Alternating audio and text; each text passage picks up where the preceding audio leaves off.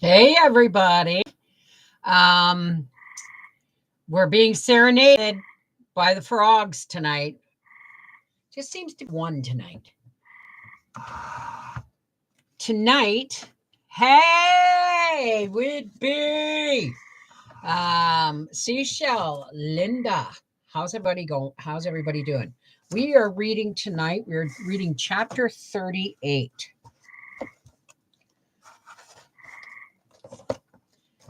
Please excuse the frog. There we go. Oh, I love that I adapted this lamp so that it works so well for me. Chapter 38, Little Women. On the Shelf.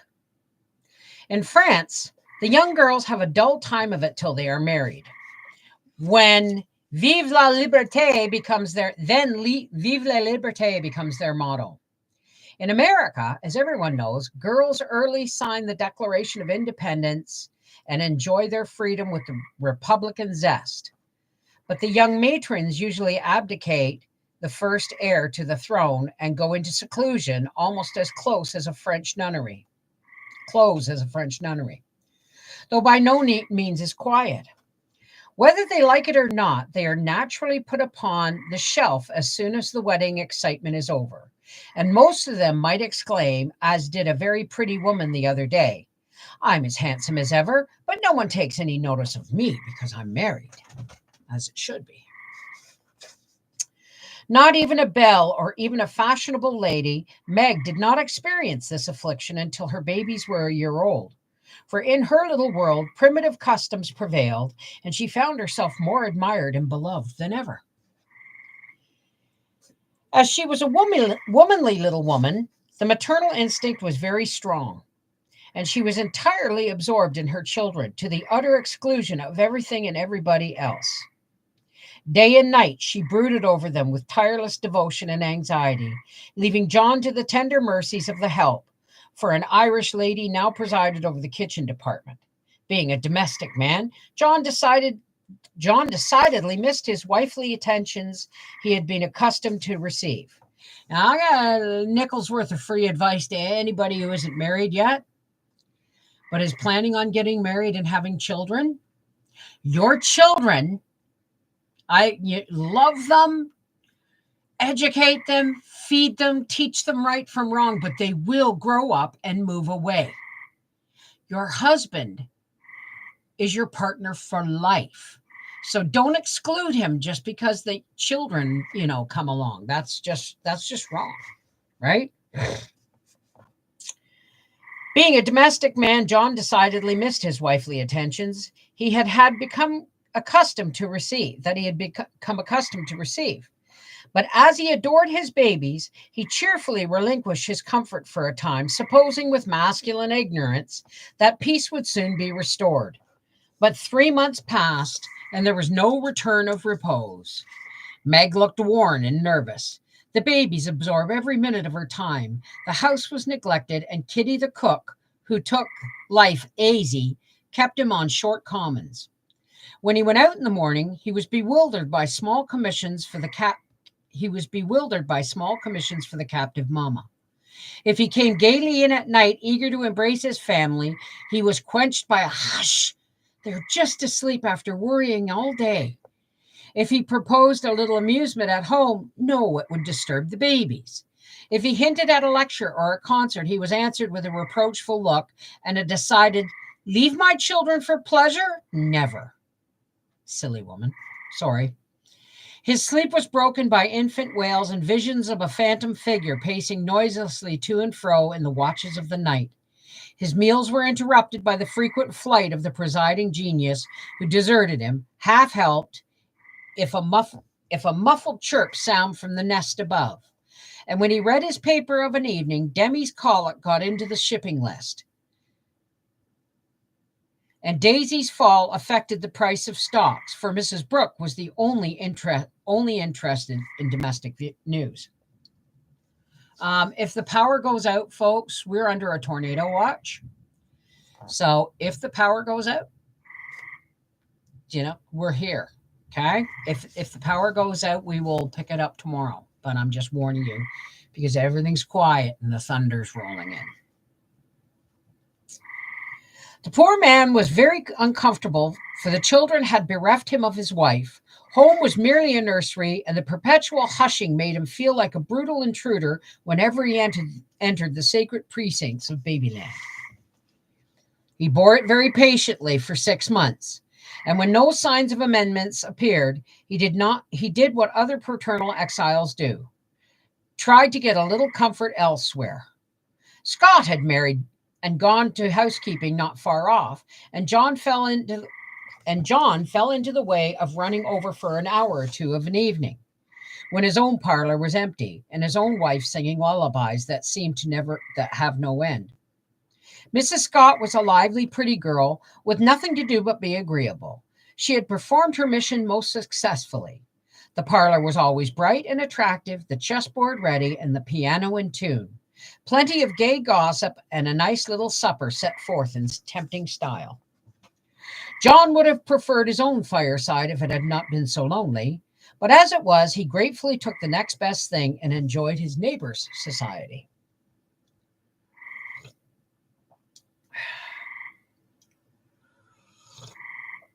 Oh, excuse me.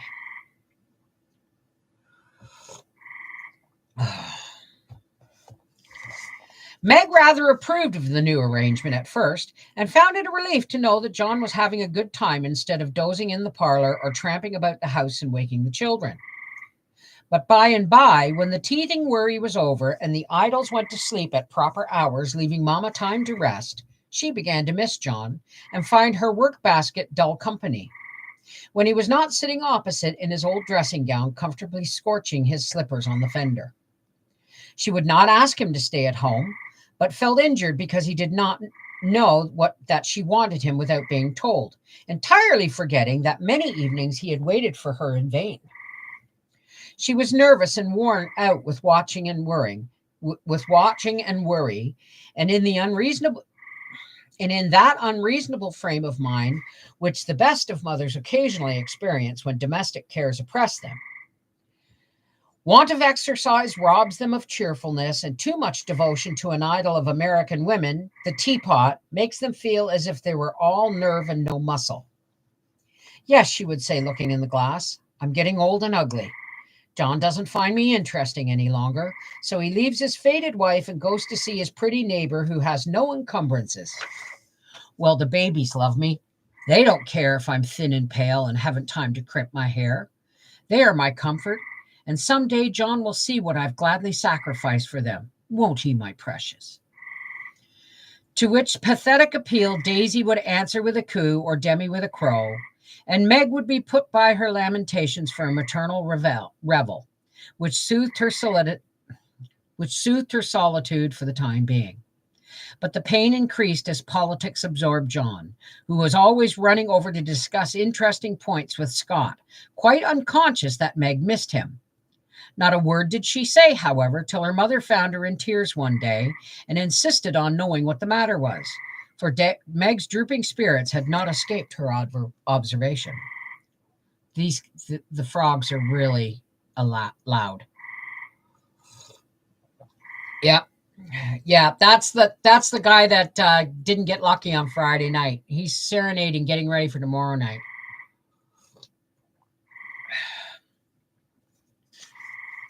I wouldn't tell anyone except you, Mother, but I really do need advice. For if John goes on so much longer, I might as well be widowed, replied Mrs. Brooke, drying her eyes on Daisy's bib with an injured air. Go on how, my dear? Asked her mother anxiously.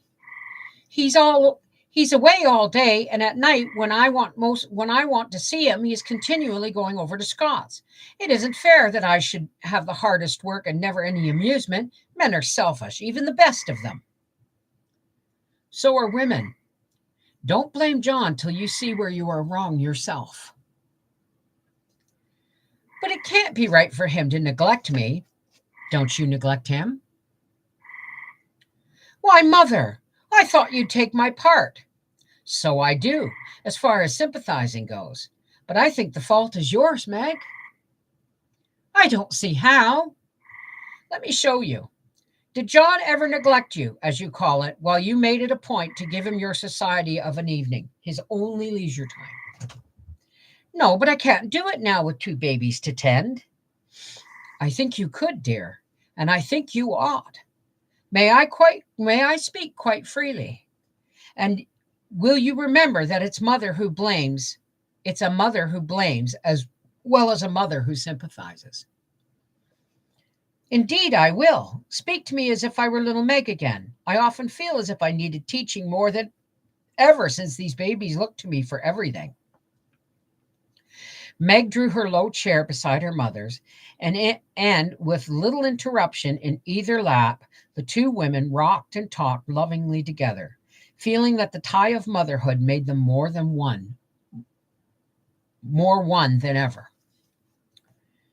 You have only made the mistake that most young wives make, forgotten your duty to your husband in your love for your children.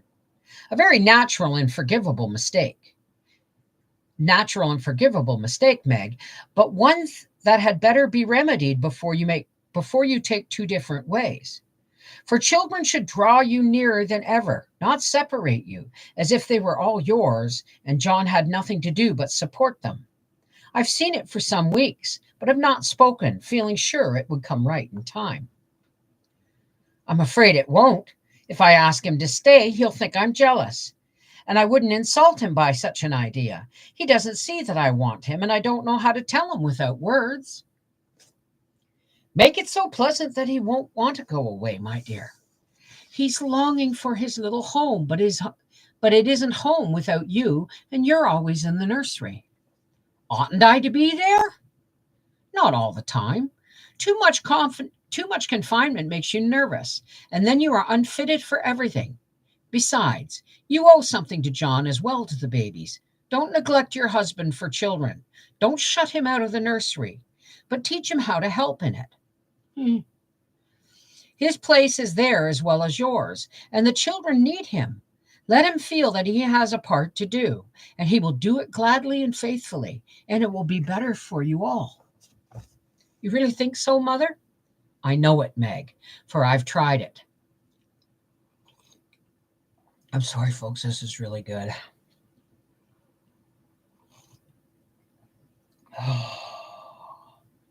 That's really hot, so I can only take a few, short sips.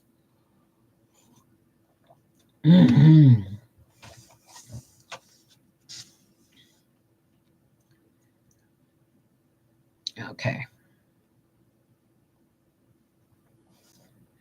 I know it, Meg, for I've tried it, and I seldom give advice unless I've proved its practicability. When you and Joe were little, I went on just as you are, feeling as if I didn't do my duty unless I devoted myself wholly to you. Poor father took to his books after I had refused all offers of help and left me to try my experiment alone. I struggled along as well as I could, but Joe was too much for me. I nearly spoilt her by indulgence. You were poorly, and I worried about you till I fell sick myself.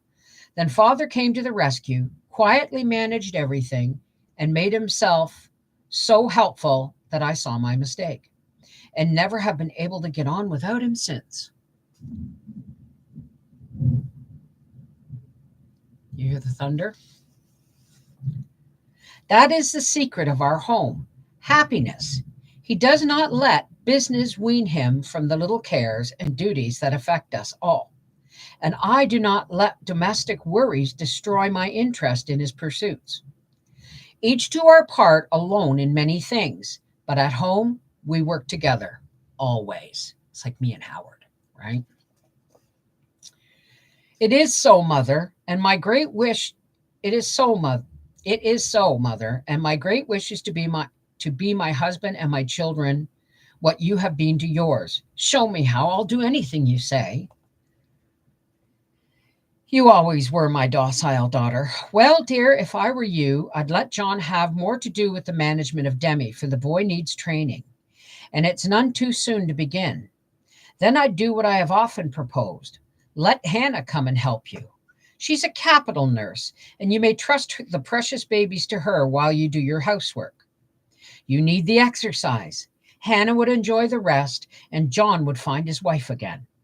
Go out more, keep cheerful as well as busy, for you are the sunshine maker of the family, and if you get dismal, there is no fair weather. Then I'd try to take an interest in whatever John likes. Oh, try crazy. Talk with him, let him read to you, exchange ideas, and help each other in that way.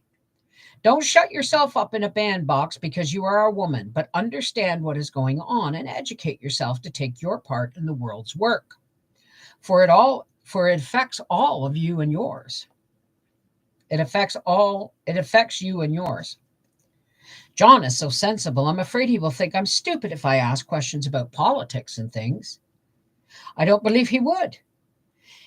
Love covers a multitude of sins, and of whom could ask more freely than of him? Try it and see if he doesn't find your society more agreeable than Mrs. Scott's suppers. Now, let me tell you something.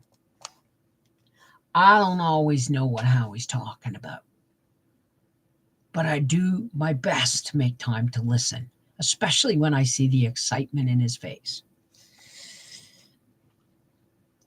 I will. Poor John. I'm afraid I've neglected him sadly, but I thought I was right, and he never said anything. He tried not to be selfish, but he has felt rather forlorn, I fancy. This is just the time, Meg, when young married people are apt to grow apart, the very time when they ought to be most together. For the first tenderness soon wears off unless care is taken to preserve it. And no time is so beautiful and precious to parents as the first years of the little lives given to them to train. Don't let John be a stranger to the babies, for they will do more to keep him safe and happy in this world of trial and temptation than anything else. And through them, you will learn to know and love one another as you should.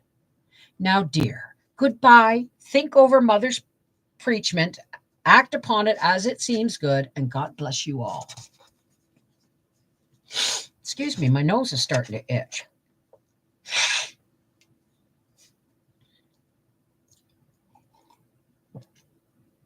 Oh, that's a good cup of tea. It feels like thunder's rolling.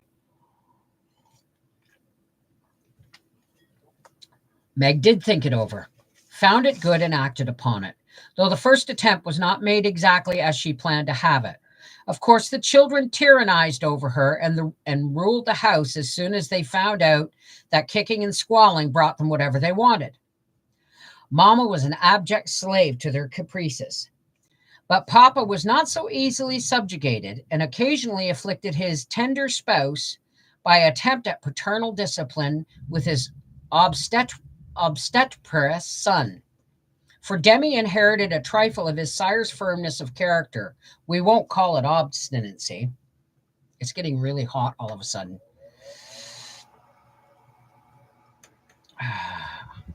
Obstinacy. And when he made up his little mind to have or do anything, all the king's horses and all the king's men could not change that pertinacious little mind. Mama thought the dear too young to be taught to conquer his prejudices, but Papa believed that it was never too soon to learn obedience. So Master Demi early discovered when he undertook to wrestle with Parpar, he always got the worst of it. Yet, like Englishmen, Baby respected the man who conquered him and loved the father whose grave no, no was more impressive than all Mama's love pats. A few days after the talk with her mother, Meg resolved to try a social evening with John. So she ordered a nice supper, set the parlor in order, dressed herself prettily, and put the children to bed early, that nothing should interfere with her experiment. But unfortunately, Demi's most unconquerable prejudice was going to bed, and that night he decided to go on a rampage. So poor Meg sung, rocked, told stories, and tried every sleep-provoking wile she could devise, but all in vain.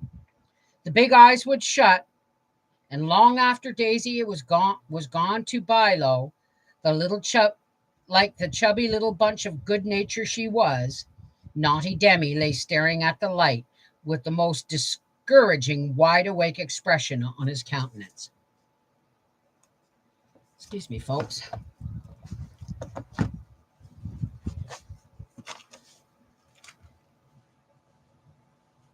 Oh, she's coming. And all my things are charged up.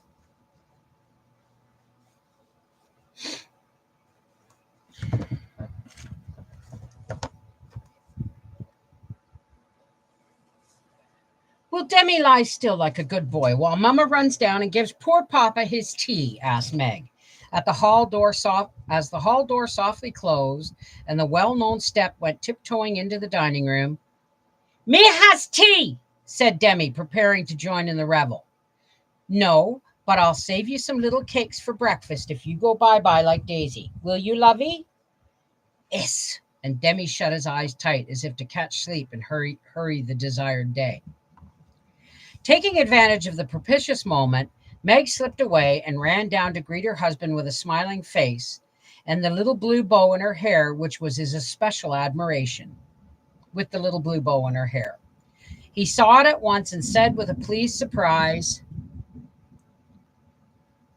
Why, little mother, how gay we are tonight. Do we expect company? Only you, dear. Is it a birthday, anniversary, or anything? No, I'm tired of being dowdy, so I dressed up as a change.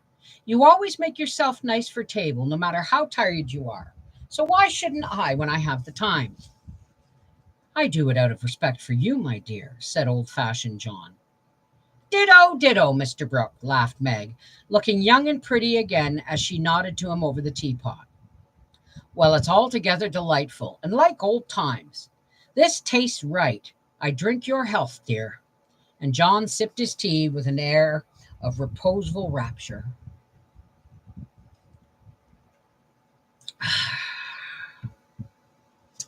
Which was of very short duration, however, for as he put down his cup, the door handle rattled mysteriously, and a little voice was heard saying impatiently, Opie doy! Me tummin! Must be two. It's that naughty boy. I told him to go to sleep alone, and here he is, downstairs getting his death a cold pattering over that canvas, said Meg, answering the call. Morning now, announced Demi in a joyful tone as he entered with his long nightgown gracefully festooned over his arm and every curl bobbing gaily as he pranced about the table, eyeing the cakeys with loving glances. No, it isn't morning yet. You must go to bed and not trouble poor Mama when you can have a little cake with sugar on. Then you can have a little cake with sugar on it.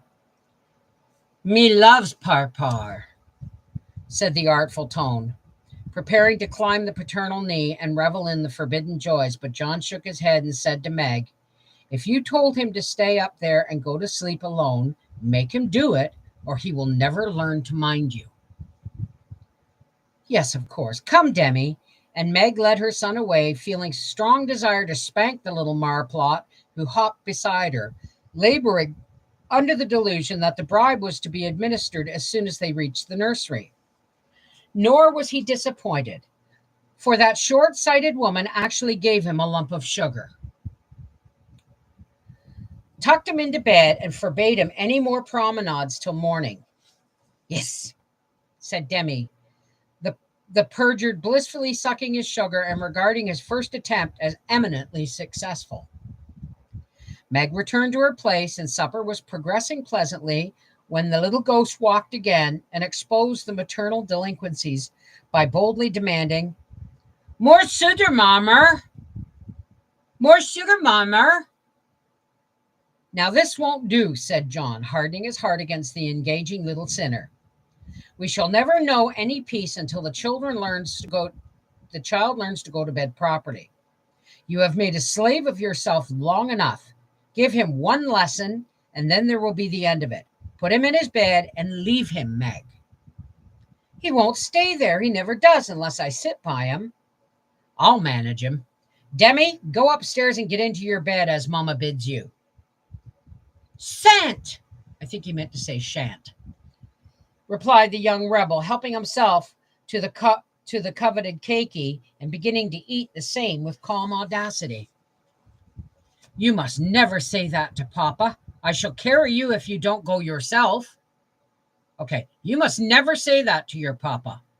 I shall carry you if you don't go yourself. Go away. Me don't love Papa. And Demi retired to his mother's skirts for protection. But even that refuge proved unavailing, for he was delivered over to the enemy with a big, be gentle with him, John, which struck the culprit with dismay. For when Mama deserted him, then the judgment day was at hand. Bereft of his cake, defrauded of his frolic, and borne away by a strong hand to that detested bed, poor Demi could not restrain his wrath, but openly defied his Papa and kicked and screamed lustily all the way upstairs. The minute he was put into bed on one side, he rolled out on the other and made for the door, only to be ignominiously caught up by the tail of his toga and pulled back again, which lively performance was kept up until the young man's strength gave out and he devoted himself to roaring at the top of his voice. This vocal exercise usually conjured up Meg, but John sat as unmoved as a post, which is popularly believed to be deaf. No coaxing, no sugar, no lullaby, no story. Even the light was put out. Only the red glow of the fire enlivened the big dark, which Demi regarded with curiosity rather than fear. This new order of things disgusted him, and he howled dismally for Marmar. As his angry passions subsided and recollections of his tender bondwoman returned to the captive autocrat, the plaintive wail which succeeded the passionate roar went to Meg's heart, and she ran up to say beseechingly, "Let me stay with him. He'll be good now, John." "No, my dear. I've told him he must go to sleep as you bid him, and he must, if I'm to stand here all night." "But he'll cry himself sick," pleaded Meg, reproaching herself for deserting the boy. "No, he won't. He's so tired he will soon drop off, and the matter is settled, for he will understand that he has got to mind. Don't interfere. I'll manage him. He's my child, and I can't have his spirit broken by harshness. He's my child, and I won't have his temper spoilt by indulgence. Go down, my dear, and leave the boy to me."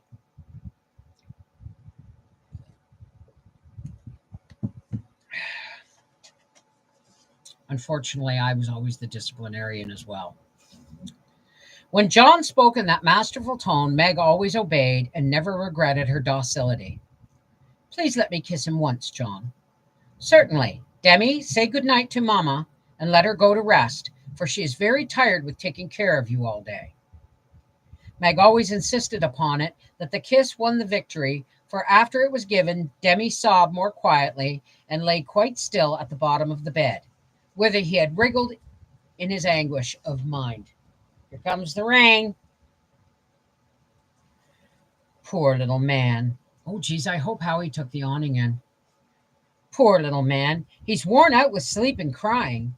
I'll cover him up and then go and poor little man. He's worn himself out with crying. I'll cover him up and then go and set Meg's heart at rest, thought John, creeping to the bedside, hoping to find his rebellious heir asleep. But he wasn't. For the moment his father peeped at him, Demi's eyes opened, his little chin began to quiver, and he put his arms up, saying with a penitent hiccup, "Me good now."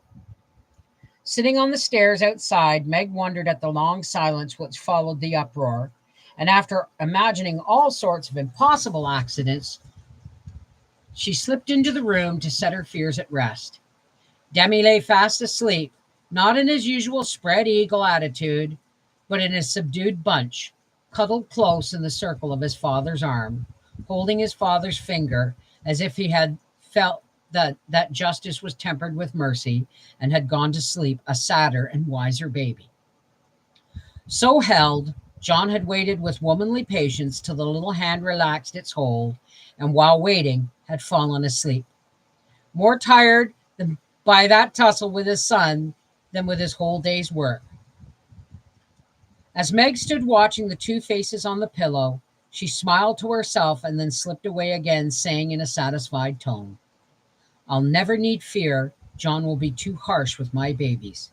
He does know how to manage them and will be a great help, for Demi is getting too much for me.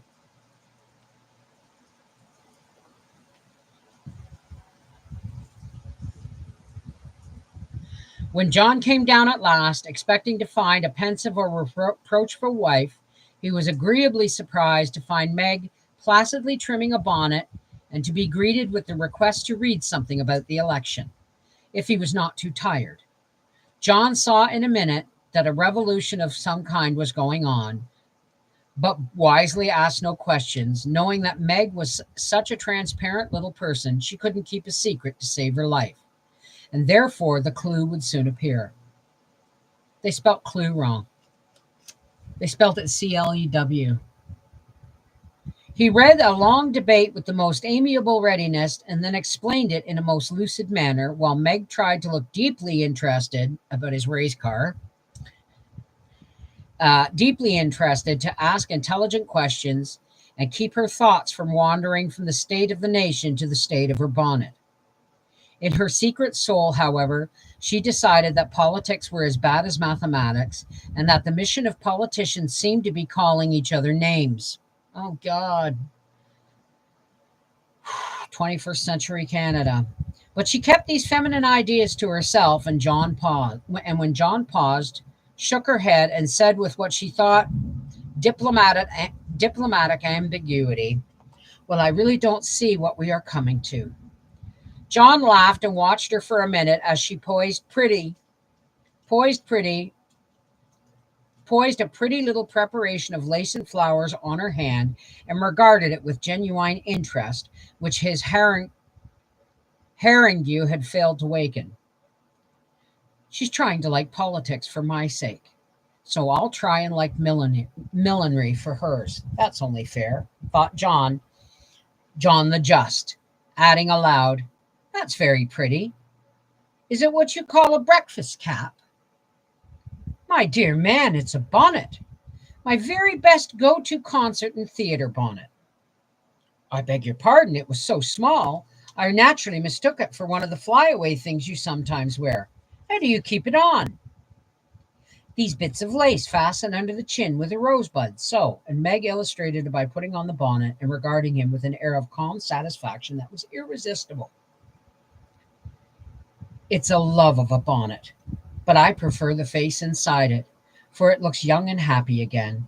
And John kissed the smiling face, to the great detriment of the rosebud under the chin. I'm glad you like it, for I want you to take me to one of the new concerts some night. I really need some music to put me in tune. Will you please? Of course I will, with all my heart, or anything else you like. You have been shut up so long it will do you no end of good, and I shall enjoy it of all things. What put that into your head, little mother?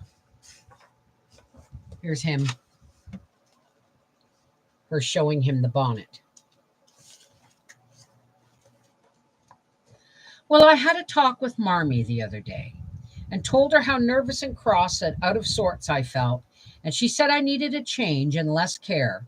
So Hannah is to help me with the children, and I'm to see to things about the house more, and now and then have a little fun, just to keep me from getting to be fidgety, broken down old woman before my time. It's only an experiment, John, and I want to try it for your sake as much as mine, because I've neglected you shamefully lately, and I'm going to make home what it used to be if I can. You don't object, I hope. Never mind what John said, or what a very narrow escape the little bonnet had from utter ruin. All that we may have any business to know is that John did not appear to object, judging from the changes which gradually took place in the house and its inmates. It was not all paradise by any means, but everyone was better for the division of a labor system. Sorry. The children throve under the paternal rule, for accurate, steadfast John brought order and obedience into Babylon, while Meg recovered her spirits and composed her nerves by plenty of wholesome exercise. a little pleasure, and much confidential conversation with her sensible husband. Home grew homelike again, and John had no wish to leave it unless he took Meg with him. The Scots came to the Brookses now, and everyone found the little house a cheerful place, full of happiness, content, and family love. Even gay Sally Moffat liked to go there. It's always so quiet and pleasant here. It does me good, Meg, she used to say, looking about her with wistful eyes, as if trying to discover the charm that she might use it in her great house full of splendid loneliness. For there were no riotous, sunny faced babies there, and Ned lived in a world of his own, where there was no place for her. This household happiness did not come all at once, but John and Meg found the key to it, and each year of married life taught them how to use it, unlocking the treasures of real home love and mutual helpfulness, with the poor that which the poorest may possess and the richest cannot buy.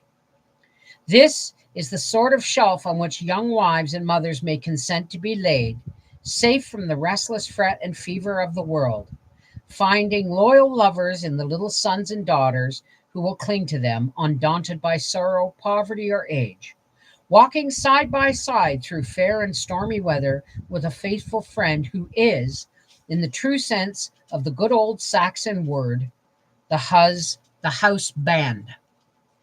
That's where the word husband comes from. A band around the house. That's the strong arms of the dad. Oh, I love that.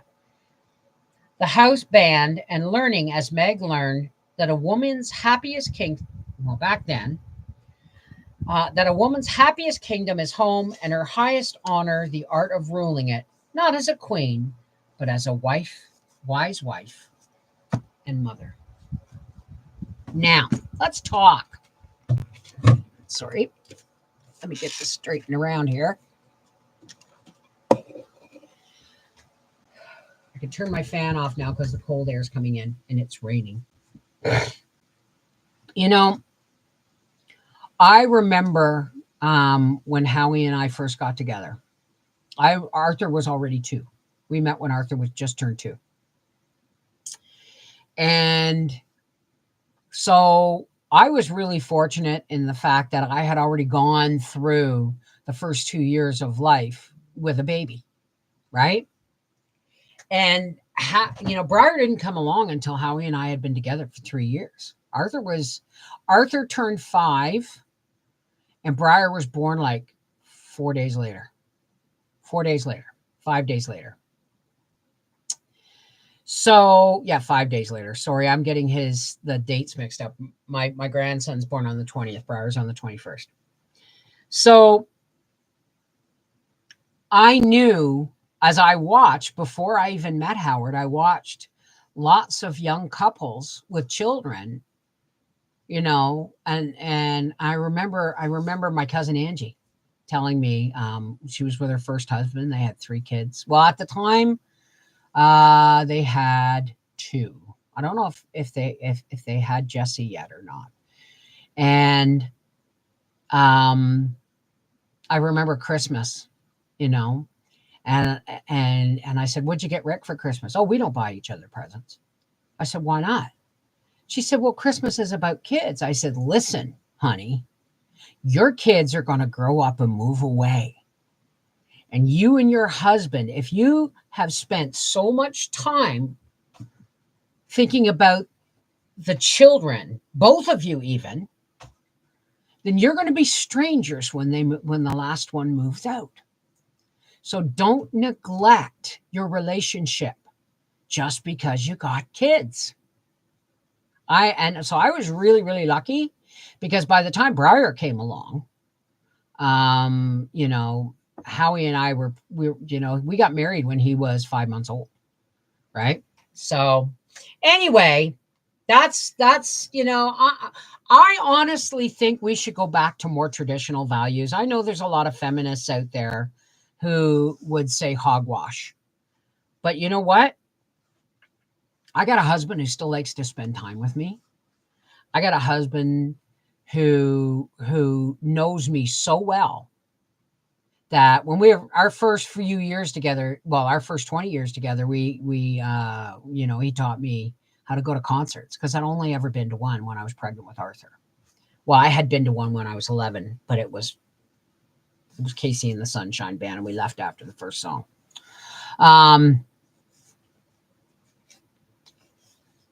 So he took me to concerts and educated me more in his taste in music, which I was not sure of, right? I was not a huge Pink Floyd fan for many reasons.